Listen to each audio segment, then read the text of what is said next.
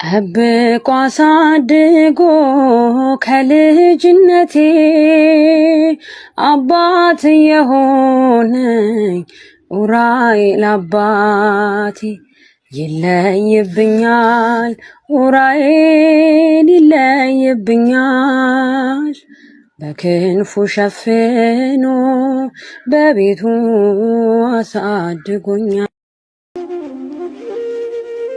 ትላንትን ያሳለፈ ዛሬን ያሳለፈ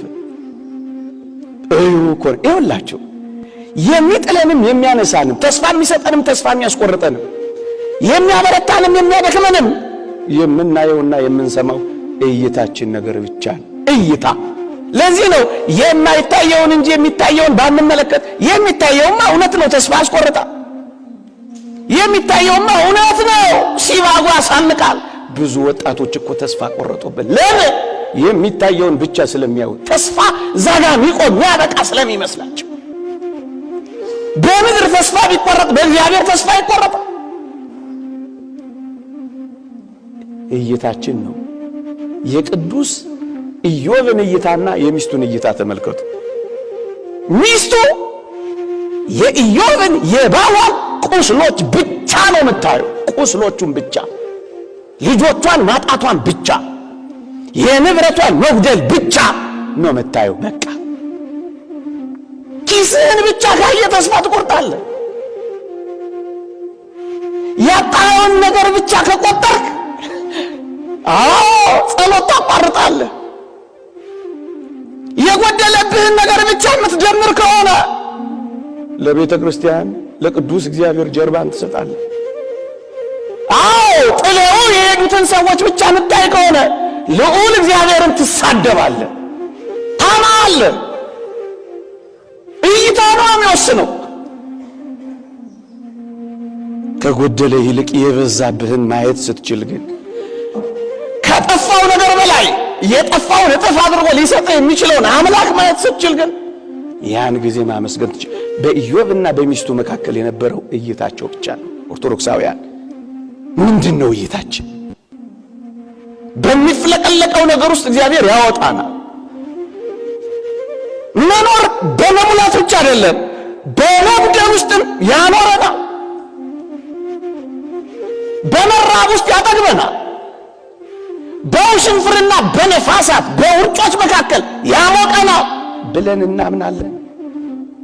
እንደዚህ ነው ያመኑት እኮ አባቶቻችን። ያመናኒ እንደጻፈው የረሃብ ጠኔ በገረፈኝ ጊዜ ይላል ስሙን እየጠራው ጸሎት እየጸለይኩ እጠግብ ነበር ይላል። ረሃብ ምንም አይወርባቸውም። ውርጩና ውሽንፍሩ በገረፈኝ ጊዜ የጸሎት የሙቀት ቀስ እያለ ያሞቀኝ ነበር ይላል። በረሃ ውስጥ ሳንበላም ያኖረን፣ አንድ ቀን በበላ ነው 40 ዓመት የሚያቆየን፣ አንድ ቀን በጠጡት ብዙ ዘመን የሚያሻግር ከሆነ መብልና መጠጥ ለአንተ ጥያቄ ለእግዚአብሔር ምኑ ነው?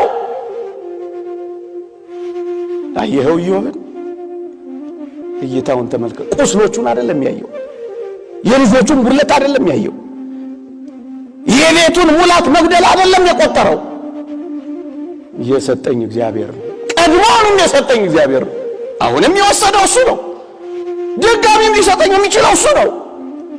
እኔ ያለኝ ሀብት ያለኝ አይደለም፣ ራሱ እግዚአብሔር ነው። እግዚአብሔርን የማመልከው ስለሚሰጠኝና ስለሚያጎለኝ ነገር አይደለም። እግዚአብሔር ስለሆነ ብቻ ነው። እሱን ለማምለክ ምንም ነገር ምክንያት አይደለም ማለትና አመሰግነዋለሁ። አየህ፣ የማይታየውን ማየት ማለት ይሄ ነው። በጥልቀት ነው የሚያዩት። የማይታየውን ማየት ማለት ይሄ ነው። እሷ ሰልኸው ሞት ትለዋለች፣ እሱስ ተመስገን ይለዋል። በዚህ እኮ ነው የተለያዩት። በእይታቸው ነው የተለያዩት። ክርስቲያኖች በተለይ በዚህ ዘመን ኦርቶዶክሳውያን እይታችሁን ከፍ አድርጉት። ያለ ምክንያት እግዚአብሔር ይሄን አያደርግም። እግዚአብሔር በእኔ ላይ ያለው ዓላማ ሰላም ነው። ውዴ ለእኔ ያለው ዓላማ ፍቅር ነው። ታዲያ እንዴት መከራዬ ጽኑ በሆነ ጊዜ ረስቶኝ ነው፣ ትቶኝ ነው፣ ጠልቶኝ ነው፣ ሳይወደኝ ቀርቶ ነው፣ ባይኖር ነው የለም እንዳትሉት። ትላንትኛ ጋር የነበሩ እኮ ትተውት የሄዱት መከራ ስለጸናባቸው ጥያቄያቸው መልስ ያጣ ጊዜ ሲረዝምባቸው ደግሞ እስኪ እዛ ልሞክረው ብሎ እኮ ነው የሄዱት። ሌላ መስሏችሁ እንዳይመስላችሁ። ሲኒ የሚገለብጡት፣ ሞራ የሚገልጡት፣ ሪሚጦ የሚጥሉት፣ እርቃናቸውን ባያ የሚሄዱ የሚሰልቡት እኛ ጋር ሌላ ጋር ነው የሚሆኑት። እግዚአብሔር ረሳቸው፣ ልዑልም የተዋቸው፣ ጥያቄ ያልተመለሰላቸው እየመሰላቸው እኮ። እይታችን ግን ሲስተካከል ተመስገን አንተ ሰጠኸኝ አንተ ነሳኸኝ እይታችን ወዮ ብሎ የሚደነግጠው እኮ እይታው እኮ ነው። የነብዩ ረድና አገልጋይ የኤልሳ ጊያዝ በሯን ከፈት አደረገና ሲያይ ፈረሶችና ሰረገሎች ከበዋቸው አየ። ወዮ ሞትናል። አሁን እንደዚህ ያላችሁ የላችሁ? ወዮ ጠፋ፣ ወዮ ሞት፣ ወዮ አለቀልን። የሚቃጠለው የሚነቀነቀው እያየን ወዮ ያለ እይታው እኮ ነው። አያችሁ እሱ ያየው እነዛን የጠላቶቻቸውን ፈረሶችና ሰረገሎች ብቻ ነበር ያየው። አቤቱ አይኖቹን ግለጣላ ገብቶታል ነብዩ። አይኖቻችንን የሚያስገልጡ ደጋግ አባቶቻችንን ያስነሳልን። በእውነት ግለጡላቸው ያስብሉ። ከጠላቶቻችን በላይ ወዳጆቻችንን የሚያሳዩ፣ ከጉድለታችን በላይ ሙላታችንን የሚያስቆጥሩ፣ ከቀረብን ይልቅ የተሰጠንን የሚያሳዩ፣ ከሆነው ይልቅ የምን ሆነውን የሚያስጎበኙን ብዙ ኤልሳዎች በሰጠ። ልክ አይኖቹን ግለጥ ብሎ ሲጸልይ አይኖቹ ሲገለጡ ከጠላቶቻቸው በላይ ቅዱሳን መላእክት ከቧቸዋል። ወዮ ብሎ ነበር እሱ ጠፋ። እይታችሁን አስተካክሉት። ሁለተኛ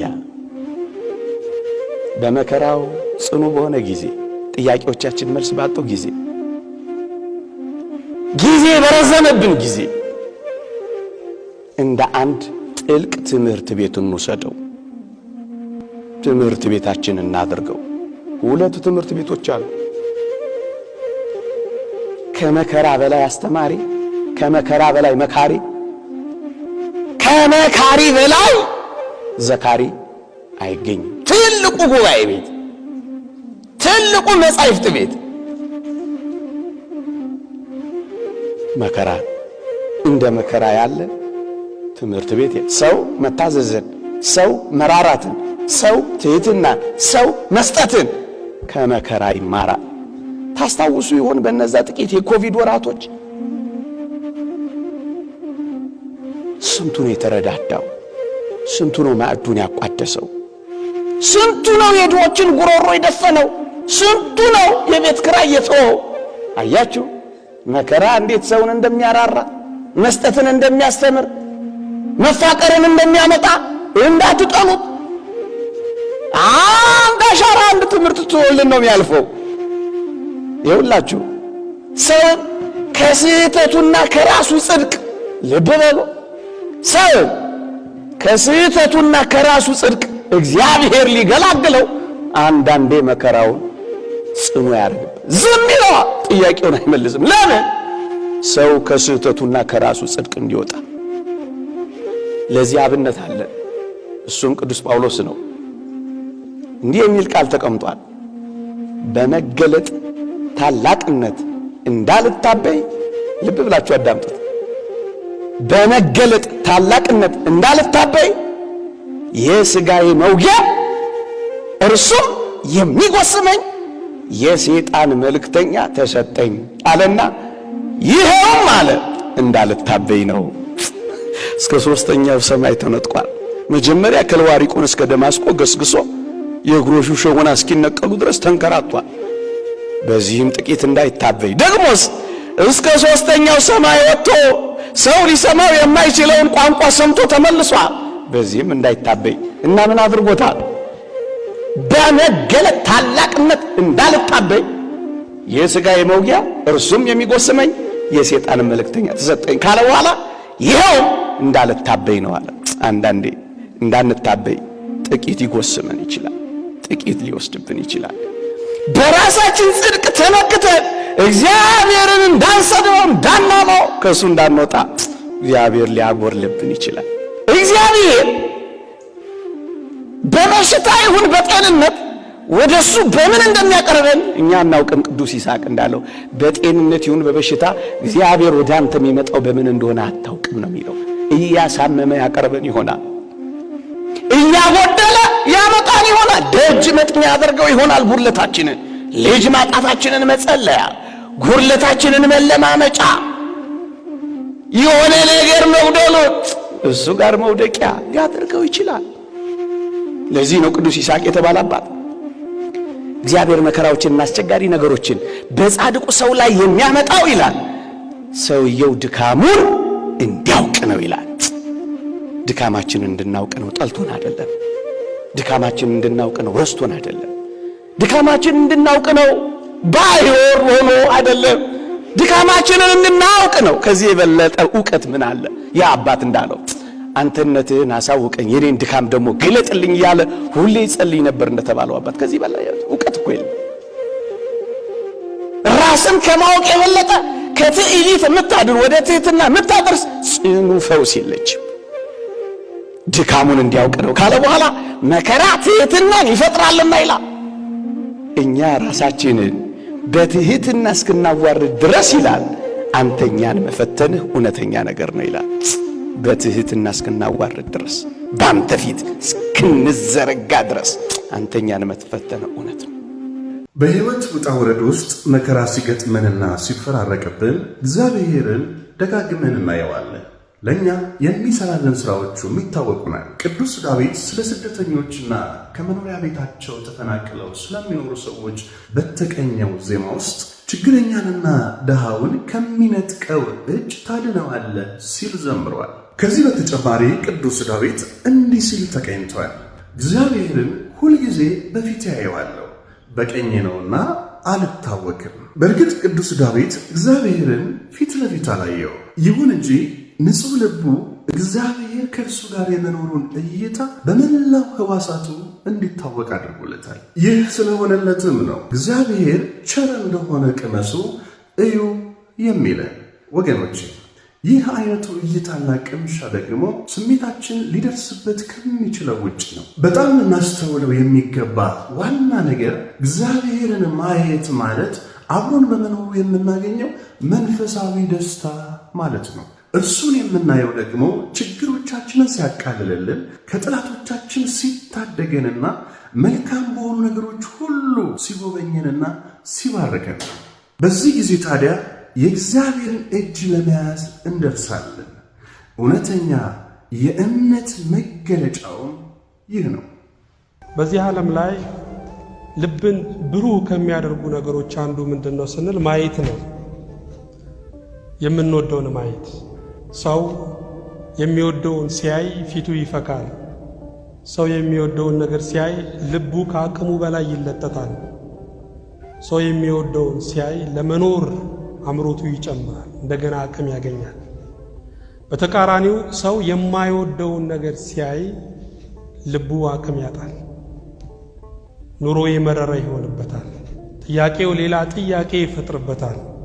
የሰው ልጅ ያለ ሰልፍ እጁን ለምርኮ የሚዘረጋው የማይወደውን ነገር ሲያይ ነው። ስለዚህ ማየት ቀላል አይደለም። ማየት ምን አለው ማለት ነው? ማየት ዋጋ አለው። በዚህ ዓለም ላይ ቆራጥ የሆኑ ሰዎችን ስናይ ለመልካም ነገር እንድንወስንና እንድንጨክን ያደርገናል። ባለራዕዮችን ስናይ ለመንፈሳዊ ዘመቻ እንድንነሳሳ ያደርገናል። ወዳጆቻችንን ስንመለከትና ስናይ ተስፋ የቆረጠው ልባችን፣ በብዙ ነገር የተጎዳውና የተሰበረው ልባችን ይጽናናል። አገልጋዮችን ስናይ ሕሊናችን፣ አእምሯችን ሰማያዊ ይሆናል። ታዲያ እነዚህን ነገሮች ስናይ እንዲህ አይነት ትርፍ ካለው እግዚአብሔርን መመልከትማ ወገኖቼ ይልቁኑ እንዴት! ዛሬ በብዙ ጥያቄ ልንወዘወዝ እንችላለን። በእርግጥ እግዚአብሔር ለእያንዳንዱ ጥያቄ መልሱ ይሄ ነው፣ መልሱ ይሄ ነው እያለ መመለስ አላቃተውም። ግን ሁሉም አይነገርም። ለዛ ነው ጌታችን መድኃኒታችን ኢየሱስ ክርስቶስ በወንጌል የምነግራችሁ ብዙ ነገር ነበረኝ አለ፣ ግን ልትሸከሙት አትችሉም። አያችሁ፣ መንፈሳዊውን እውነት ለመረዳት የሰማይ ትከሻ ያስፈልጋል።